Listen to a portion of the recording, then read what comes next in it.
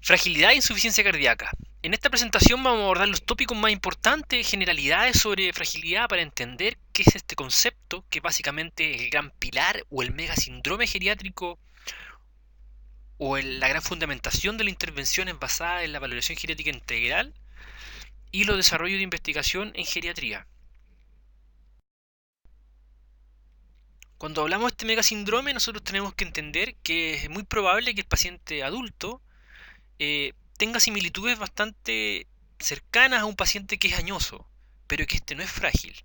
Sin embargo, existen cambios importantes, tanto cinéticos como dinámicos, en metabolización de fármacos, correlaciones de mortalidad, múltiples comorbilidades y múltiples disminuciones de las expectativas de vida cuando la persona es adulta mayor, pero toma este contexto de fragilidad en cierta base a entrar en cierto círculo vicioso que afecta a las cuatro dimensiones de la VGI, de la valoración geriátrica integral y del enfoque geriátrico que se hace para las patologías biomédicas de los pacientes, que es el gran punto de diferenciación de geriatría versus medicina interna.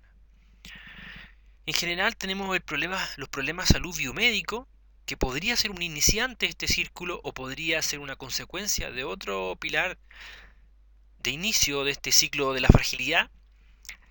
que muchas veces se condice posteriormente a un compromiso de la funcionalidad, disminución de la autovalencia, disminución de la capacidad de deambulación, con afectación después hacia la dimensión mental, ya sea a través de trastornos del ánimo o de otras complicaciones un poco más severas, como deterioro cognitivo, trastornos cognitivos. Estos también lógicamente van a trasuntar en problemas sociales, disminución de la interacción social, disminución del interés hacia las actividades sociales, así como también pérdida de autovalencia y este mismo aislamiento social y pérdida de valencia, trastornos del ánimo u otros nos van a traer como consecuencia finalmente problemas biomédicos y los biomédicos funcionales, y nos vamos a mantener en este círculo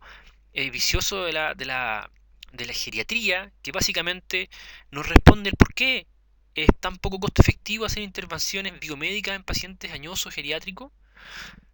en comparación cuando se hacen intervenciones en base a la VGI,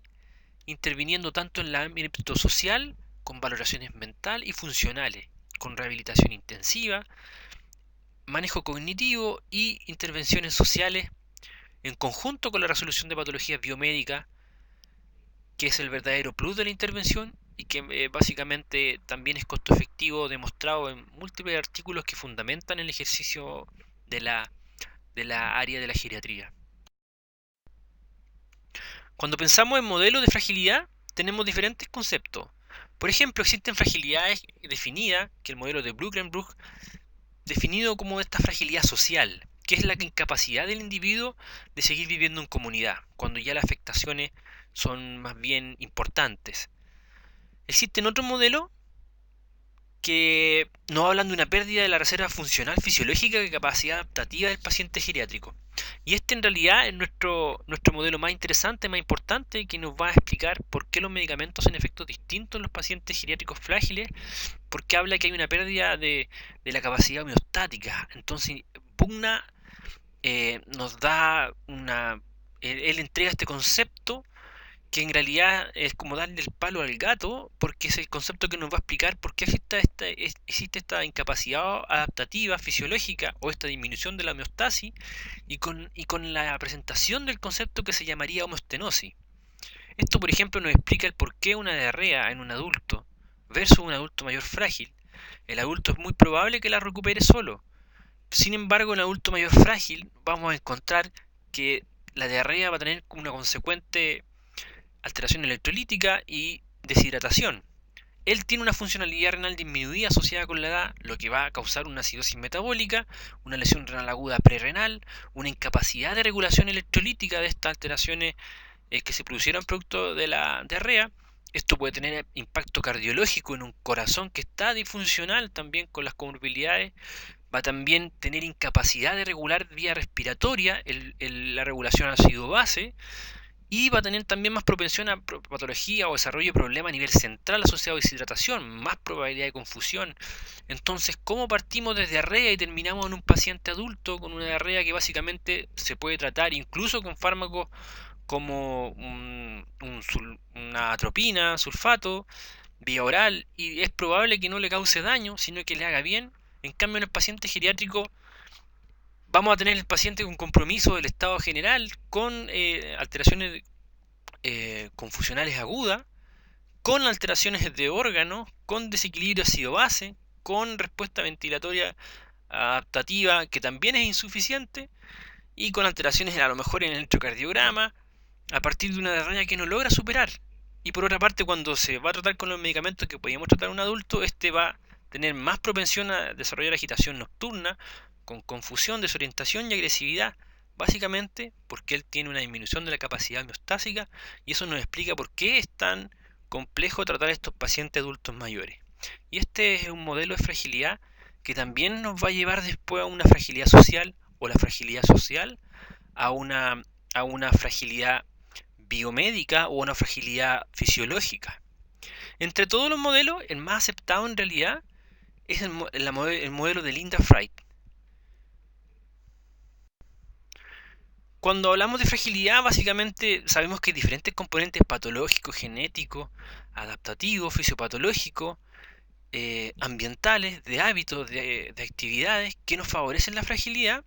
Con la fragilidad en general existe una disminución, un declive de la capacidad de rehabilitación. Pueden existir factores estresantes, agudos, que nos van a traer la posibilidad de hospitalización, institucionalización, disminución de valencia y favorecimiento de la muerte. En una escala, por ejemplo, la escala que realizaron en Canadá, en base a una escala cuantitativa de dependencia, desde el 1 hasta el 9, con diferentes grados de fragilidad, bastante didácticos según las figuritas que aparecen en cada uno. Ellos realizaron el estudio y vieron qué ocurría con estos pacientes, los siguieron 5 a 6 años con diferentes escalas de fragilidad, más de 1000 pacientes, cerca de 2000, y encontraron que básicamente la probabilidad de sobrevida en esta curva de Meyer y Kaplan fue cercano a un 80% de los pacientes que tenían un score bajo, es decir, que tenían bajo nivel de fragilidad con esta escala, una nueva escala, entre toda la escala, una escala de origen canadiense. Encontraron que la probabilidad de sobrevida después de 70 meses básicamente era cercana al 80%. Sin embargo, cuando el paciente tenía un gran puntaje en escala, su probabilidad de sobrevivencia era cercana al 40% a los 70 meses. Por ende, la fragilidad es un marcador independiente de la mortalidad en los pacientes adultos mayores. Por ende, por eso también es tan importante su entendimiento y su abordaje en base a estas 4 dimensiones. El concepto más aceptado, el de Linda Fried, hasta el momento el más aceptado en general en todo el mundo. Y Linda Fried en realidad resume un poco los conceptos de fragilidad porque el criterio de fragilidad es muy extenso con marcadores bioquímicos, pero Linda Fried nos habla de cosas que nosotros podemos evaluar en la práctica de manera sencilla, que es tratar un poco la pérdida de peso no intencionada, cerca de un 5%, o 5 kilogramos en el último año, una debilidad muscular medida con medición de fuerza de prehensión con un dinamómetro, una baja resistencia o cansancio autorreferido relacionado con qué, con una pérdida de energía, y aquí vemos un componente desde el punto de vista mental, que es la evaluación con una escala de depresión geriátrica que es el CESD, que podría ser no la escala más utilizada en Latinoamérica, que en realidad se usa el Yesabach, pero es la escala con la cual se validó la apreciación de fragilidad de Linda Fried, que también es una escala de depresión geriátrica. Una afectación en la funcionalidad, en el pilar de la funcionalidad, con alteraciones de la marcha.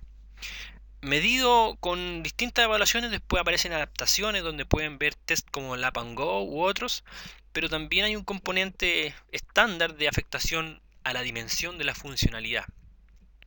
Y por último, el nivel de actividad física, ajustado al cálculo de calorías semanales por debajo del quintil inferior,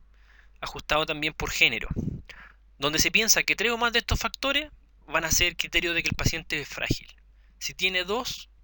uno va a pensar que es prefrágil. Y los abordajes tienen que hacerse a estas diferentes dimensiones que responden a los pilares de la fragilidad. ¿Qué ocurre con la fragilidad? Este es como el ciclo de fragilidad de Linda Fried, de fragilidad más bien ligada a la parte biomédica, no a la social. Tenemos que pensar que en general la fragilidad no parte en ningún lado porque esto es un ciclo, pero existen más probabilidades de partir por un marcador, por un inicio, por ejemplo, un trastorno biológico, una infección aguda crónica, que produzca un encamamiento en salas de medicina por una larga estadía y eso traiga como consecuencia otras alteraciones consecuentes asociadas a inmovilismo, encamamiento, a necesidad de rehabilitación y eso comprometa la actividad social del paciente, su capacidad de interacción, su autovalencia y eso también lo conlleve después a tener más riesgos metabólicos, funcionales y múltiples patologías. O pueden haber antecedentes psicológicos como el desarrollo de una depresión independiente o afectaciones de la dimensión social como la muerte de la pareja con el consecuente duelo o la muerte de un hijo o la falta de recursos económicos que le permitan mantenerse valente, hablemos de también maltrato físico o que sería la violencia intrafamiliar o por parte de los hijos, que también es muy frecuente, y podrían ser todos estos antecedentes desencadenantes del ciclo que van a entrar en diferentes puntos del ciclo. Muchas veces se ingresa por ya sea problemas relacionados con medicamentos, cambio musculoesquelético, alteraciones fisiológicas en marcha, que nos van a conllevar muchas veces a una discapacidad en diferentes grados, con alteraciones inflamatorias de citoquina u otras que son relacionadas con patologías biológicas que básicamente van a producir como consecuencia una alteración del estado catabólico, muchas veces una baja de peso, con pérdida de masa muscular como gran marcador, y en el peor de los casos la pérdida de masa muscular, que ya está asociada con el envejecimiento, esta pérdida de masa muscular puede ser aún mayor desarrollando una sarcopenia. También podemos encontrar sarcopenia en los pacientes con patologías tan severas que les produce una caquexia, y la caquexia asociada también posterior con una sarcopenia.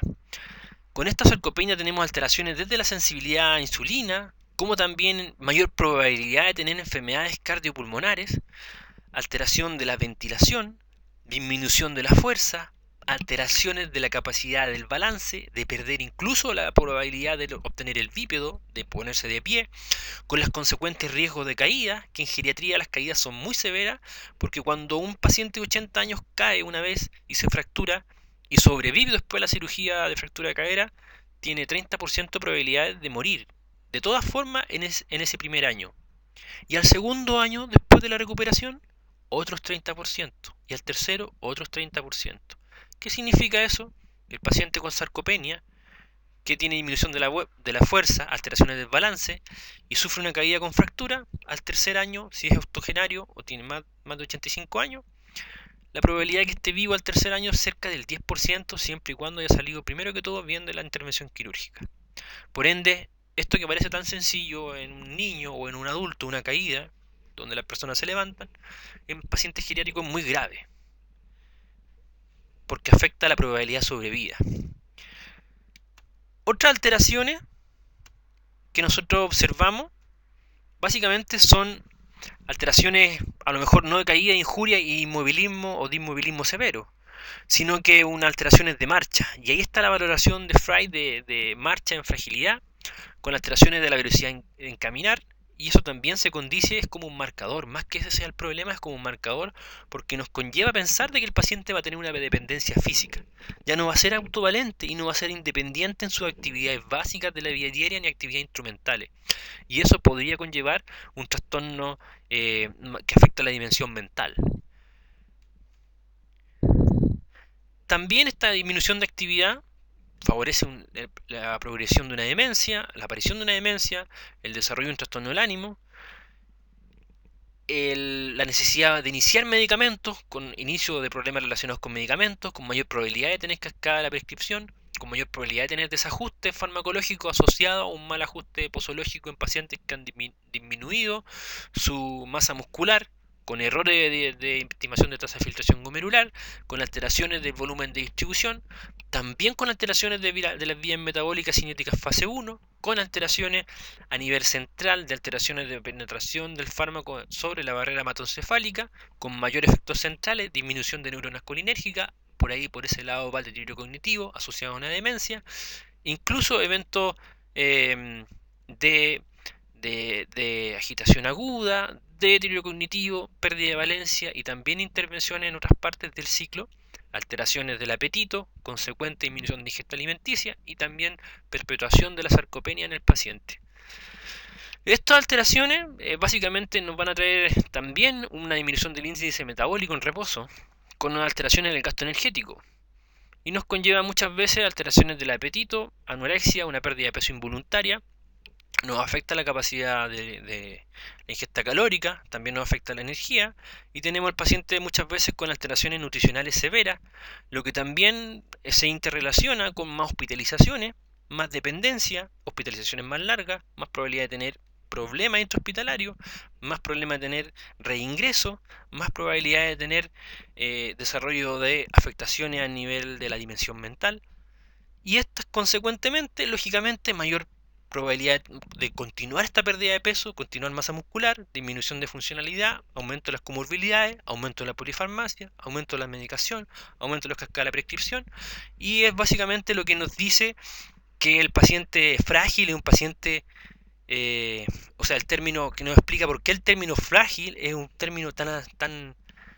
idealmente diseñado para definir los círculos viciosos en los cuales entran los pacientes con múltiples comorbilidades, los pacientes geriátricos que incluso a veces en inicio no tenían ninguna comorbilidad y que son necesarios de intervenir no solucionando el problema patológico, sino que solucionando esta cascada de problemas patológicos asociado a otro factor anterior y que produce una nueva situación clínica en el paciente. Y la pregunta es, ¿qué tiene que ver fragilidad con insuficiencia cardíaca? Básicamente hay un trabajo muy bueno que mide a los pacientes un seguimiento prospectivo de un año, donde también vieron curva de Medini-Kaplan de sobrevivencia asociado con fragilidad sí o no en pacientes que tenían insuficiencia cardíaca, y se encontró que la sobrevida es sobre el 95% después de un año en los pacientes que tenían insuficiencia cardíaca y no eran frágiles, a diferencia de aquellos que tenían insuficiencia cardíaca pero tenían antecedentes de fragilidad, donde estaba marcadamente disminuida bajo el 85% la probabilidad de mantenerse con vida al cabo de un año de seguimiento. Esto también con un P significativo y con un análisis multivariable posterior de otras variables que son favorecedoras de alteraciones de la sobrevida o de la mortalidad, que también correlacionaron la fragilidad con mayor probabilidad de ingreso hospitalario en pacientes con insuficiencia cardíaca, geriátrico lógicamente, y también después del análisis multivariable correlación con la sobrevida del paciente. Y por eso que toma importancia separar estos grupos frágiles de los no frágiles. ¿Por qué? Porque el frágil va a ser seguramente una intervención sanitaria más costo efectiva, el abordaje, el seguimiento, la mantención de la terapéutica de insuficiencia cardíaca crónica si es que la requiere, la asesoría, la educación, es un grupo más interesante de intervenir porque tiene más probabilidad de tener un fracaso clínico, un fracaso de continuidad de tratamiento y un fracaso sanitario, social, biomédico, funcional en el paciente. Eso es básicamente todo lo que necesitamos saber de este gran tema que está bastante resumido, pero que es sustancialmente lo que a nosotros nos interesaría para comprender la fragilidad en su dimensión más general y su influencia hacia la insuficiencia cardíaca en los pacientes añosos.